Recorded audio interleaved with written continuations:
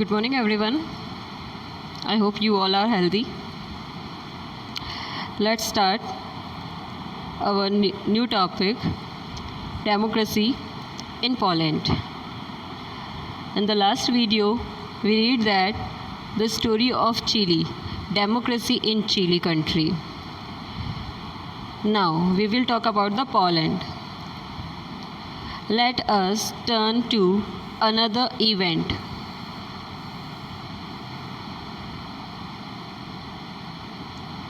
Here we are. This time from Poland in 1980. हम बात कर रहे हैं उस टाइम की 1980 की जब पोलैंड डेमोक्रेसी के लिए स्ट्रगल कर रहा था, यानी कि हमसे काफ़ी पीछे था। बिकॉज ऑफ इंडिया में ये चीज़ कब पॉसिबल हो गई थी? 1947 में हो गई थी एंड कॉन्स्टिट्यूशन बन गया था, तो वो एप्लीकेबल हो गया था, अप्लाई हो गया था। कब अप्लाइड हो गया था, एग्जीक्यूट हो गया था कॉन्स्टिट्यूशन इन इंडिया 1950 में हो गया था, यानी कि हमसे भी 30 ईयर्स आफ्टर की बात चल रही है, इंडिया से भी। Okay, so at that time Poland was ruled by the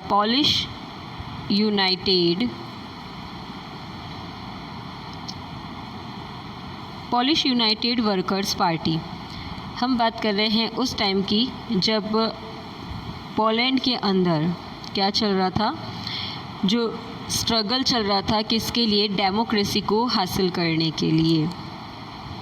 and in that time polish United workers party में ये होता है कि वर्कर्स के लिए जो पर्टिकुलर पार्टीज़ बनाई जाती है, जो वर्कर्स से ही बनी हुई है और वर्कर्स के लिए ही काम करेगी, ठीक है। क्योंकि वर्कर्स क्या होता है, किसी भी कंट्री के लिए अगर मेजॉरिटी में देखो, मेजॉरिटी मतलब होता है नंबर ऑफ़ द पीपल, जो ज़्यादा नंबर होता है पब्लिक का, आम जनता में, वो किसका ज़्यादा होता है? ऑब्वियसली वो पब्लिक का ज़्यादा होता है, ठीक है।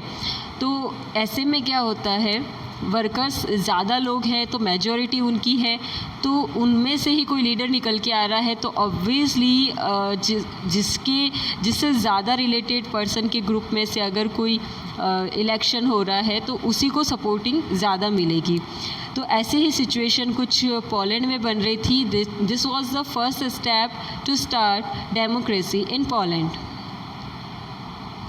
This was one of the many communist party that ruled in several countries.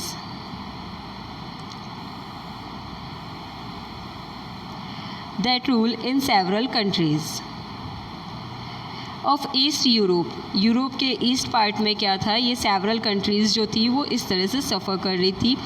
At that time in these countries जो ये वाली कंट्रीज़ थी, इनके अंदर क्या सिचुएशन चल रही थी? No other political party was allowed to function. ऐसी सिचुएशन थी कि जो अलग पार्टीज़ होती, पार्टीज़ का मीनिंग क्या हुआ? जैसे इंडिया के अंदर क्या चलता है, बीजेपी पार्टी है, कांग्रेस पार्टी है, आप पार्टीज़ है, तो ये सब क्या करते हैं, अपना अपना इंडिविजुअली क्या करते रहते।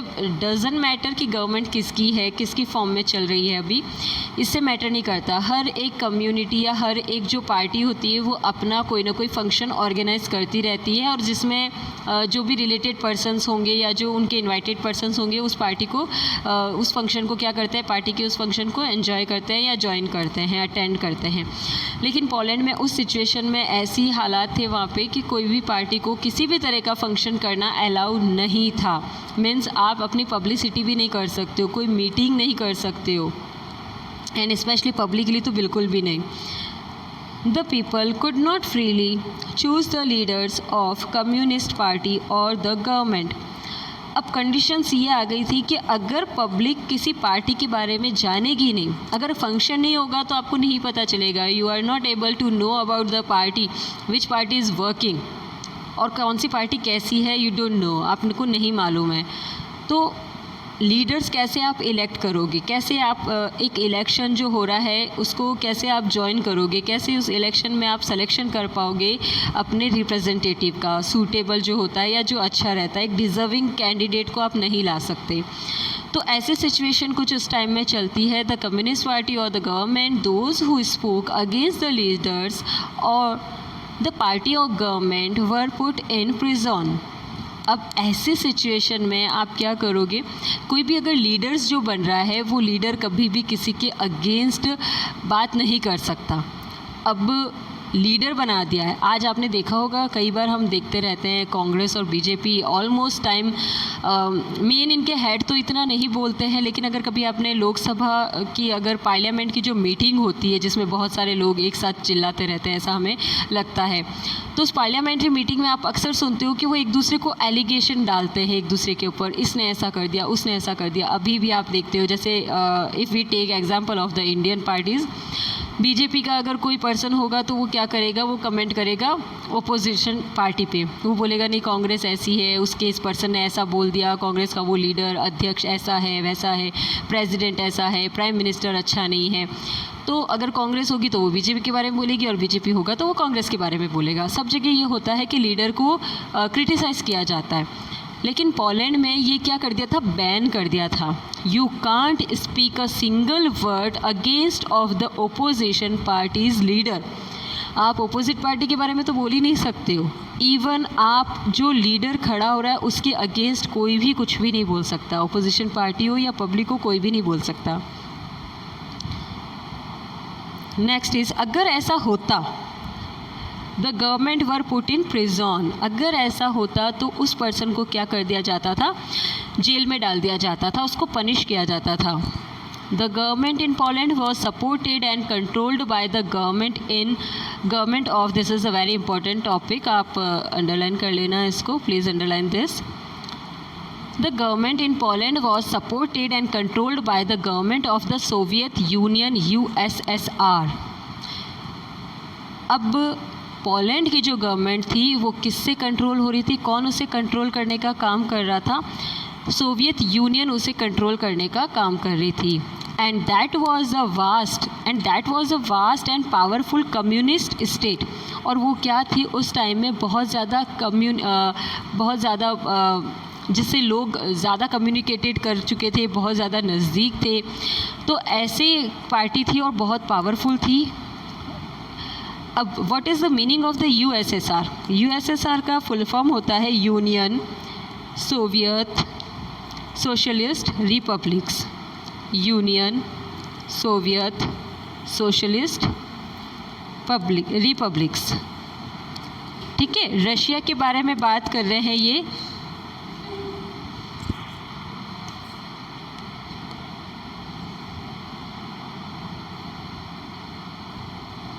यूएसएसआर के बारे में बात कर रहे हैं हम, इसका मीनिंग क्या था, यूनियन सोवियत सोशलिस्ट रिपब्लिक्स। हम रशिया के बारे में बात कर रहे हैं। अगर यूनियन सोवियत के बारे में कभी भी नाम आता है, it means we are talking about the Russia. हम रशिया कंट्री के बारे में बात कर रहे हैं। कुछ लोग इसे रशिया प्रोनाउंस करते हैं, कुछ लोग इसे रशिया प्रोनाउंस करते हैं, और हिंदी में रूस बोला जाता है। ठीक है, तो इसको क्या कंट्रोल करने का काम कर रहा था उस टाइम में। वैसे भी पावरफुल कंट्रीज़ में अगर देखा जाए, मेजर लेवल पे 3 कंट्रीज़ ही थी, ब्रिटेन, अमेरिका एंड रशिया। ठीक है, तो अब ऐसी सिचुएशन हो गई थी कि ये क्या कर रहा था, इन 1991 में सोवियत रूस जो था वो क्या था, इतना बड़ा था, बट 1991 में दैट वॉज कम्प्लीटली ब्रोकन हो चुका था, वो टूट चुका था। कैसे टूट हुआ था, वो डिवाइड हुआ था। That was divided in 14 countries. वो कितने कंट्रीज़ में डिवाइड हो गया था, 14 कंट्रीज़ में डिवाइड हो गया था। यूरोपियन और भी ऐसी बहुत सारी कंट्रीज़ हुई थी, उसमें डिवाइडेड हो गया था। Next is on August 1980 again, that is also very important point, underline this. The workers of Lenin shipyard in the city of Gdansk went on a strike. One more thing, English का भी pronunciation जो होता है हर एक country के according अलग अलग होता है। ठीक है, जैसे हमने चिली कंट्री में देखा था ALLENDE को एलंदे हम अगर प्रोनाउंस करेंगे पर्टिकुलर इंग्लिश में तो ये होगा, लेकिन वहाँ की कंट्री की लैंग्वेज के अकॉर्डिंग उसका प्रोनाउंसिएशन जो था वो आइंदे था। और वैसे यहाँ पे भी जो है वो इसका प्रोनाउंसिएशन होगा डांस्क। ठीक है, सो अब क्या था, एक सिटी थी वहाँ पे ये डांस नाम की, जिसमें क्या हो जाता है, वहाँ की लैंग्वेज में ऐसा बोला जाता है इसे, वहाँ पे शिपयार्ड था। What is the shipyard? A place where ships are repaired और बिल्ट, एक ऐसी जगह जहाँ पे शिप बनाई जाती है या रिपेयर की जाती है, ठीक है। अब ऐसी कंडीशन में वहाँ पे क्या हो गया था, देखो स्टार्टिंग हो रही है वहाँ पे किसकी, डेमोक्रेसी होने की, पब्लिक प्रोवोक होना अब शुरू होगी। देखो एकदम से गुस्सा कभी किसी को नहीं आता, रिज़ल्ट रिफॉर्मिंग तभी होगा जब कोई बड़ा स्टेप होगा, ठीक है। और बड़ा स्टेप तब होगा उसकी स्टार्टिंग किसी इनिशियल स्टेप से की जाएगी, छोटे छोटे स्टेप से की जाएगी। और जैसे इंडिया ने भी फ्रीडम कब ली थी, 1947 में ली थी, और जबकि उनके ऊपर रूल कब से शुरू हो गया था, 12th सेंचुरी से ही रूल होने शुरू हो गए थे।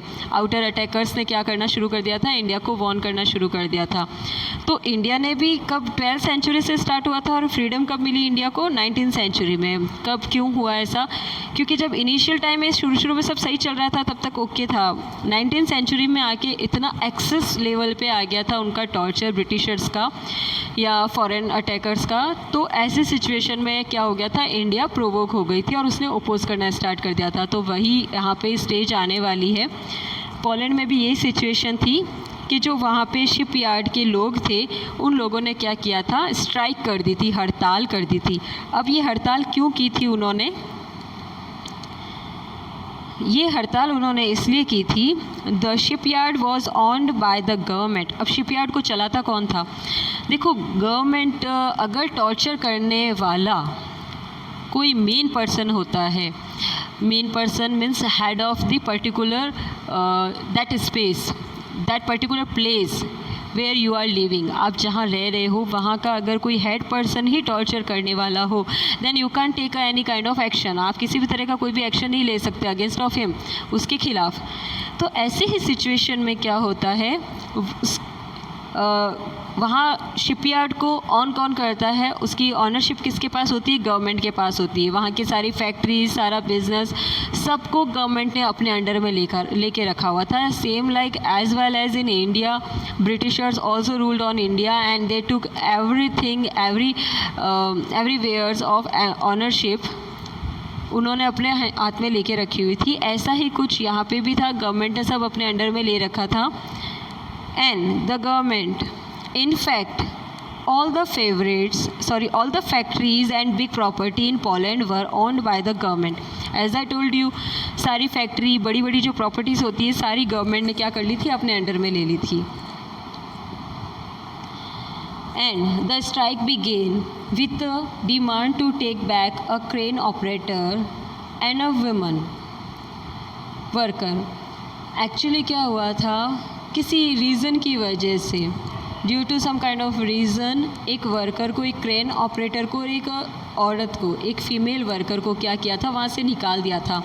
तो वहाँ की जो स्ट्राइक करने वाले दूसरे वर्कर्स थे उन्होंने स्ट्राइक कर दी थी और ये डिमांड रखी थी कि हमें क्या करना है, आप उन लोगों को वापस काम पे ले लो।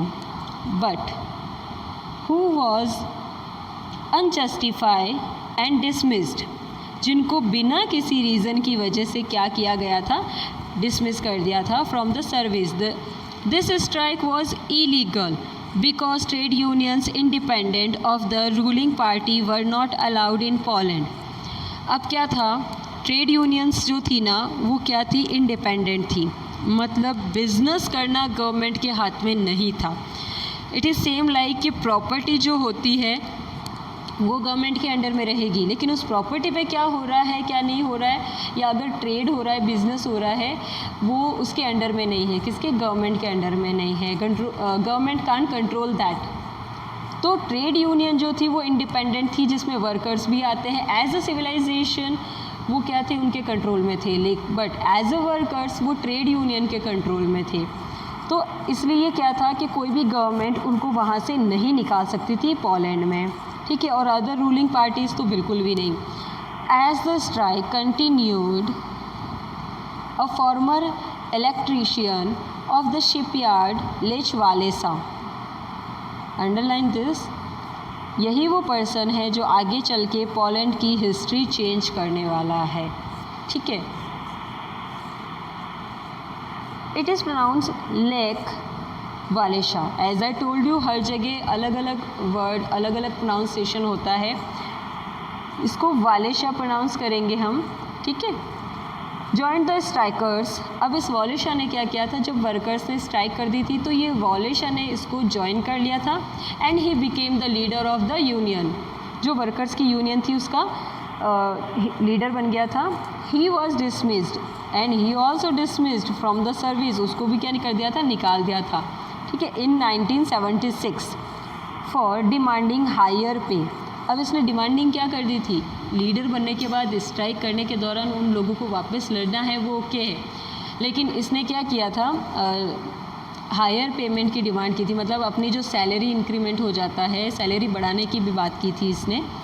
आगे हम चल के देखेंगे कि 21 डिमांड्स इसने रखी थी। इवन काफ़ी सारी डिमांड्स रखी थी, लेकिन उसमें से 21 डिमांड्स वो क्या करता है, सामने वाले को, गवर्नमेंट को मजबूर कर देता है मानने के लिए। Walesa soon emerge as the leader of the striking workers. और अगेन वो वापस क्या करता है, लीड करना शुरू कर देता है। The strike began to spread across the whole city. Now the workers started raising larger demands. अब क्या हो गया था, सारे लोगों ने, जब वो लीडर बना, ऑब्वियसली फ़र्क तो पड़ता ही है, जैसा लीडर होता है वैसी यूनियन बन जाती है, ठीक है। यूनियन अपने जैसे पर्सन को ही लीडर बनाने का काम करती है और लीडर वही करता है जैसा यूनियन के लिए फ्रूटफुल रहे, और यूनियन फॉलो करती है लीडर के इंस्ट्रक्शंस को। तो उन लोगों ने भी क्या कर दिया था, सारे वर्कर्स ने हाई पेमेंट की डिमांड करना स्टार्ट कर दिया था। They also demanded the release of political prisoners and an end to censorship of press.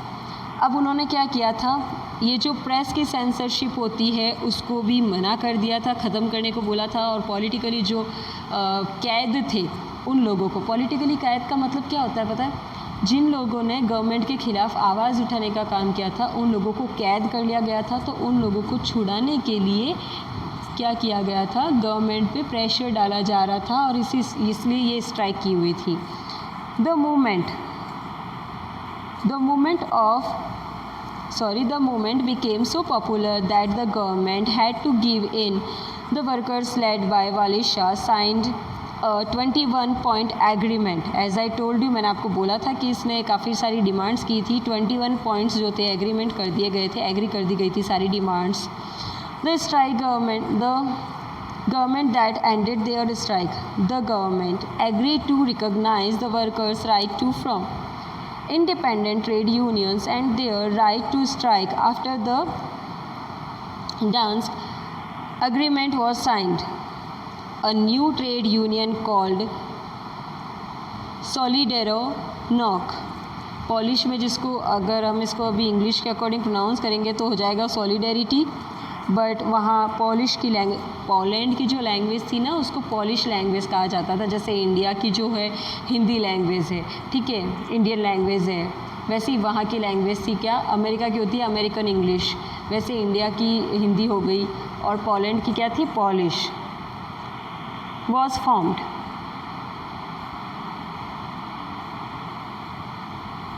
In the next video, we will continue this topic, the democracy in Poland. Thank you everyone.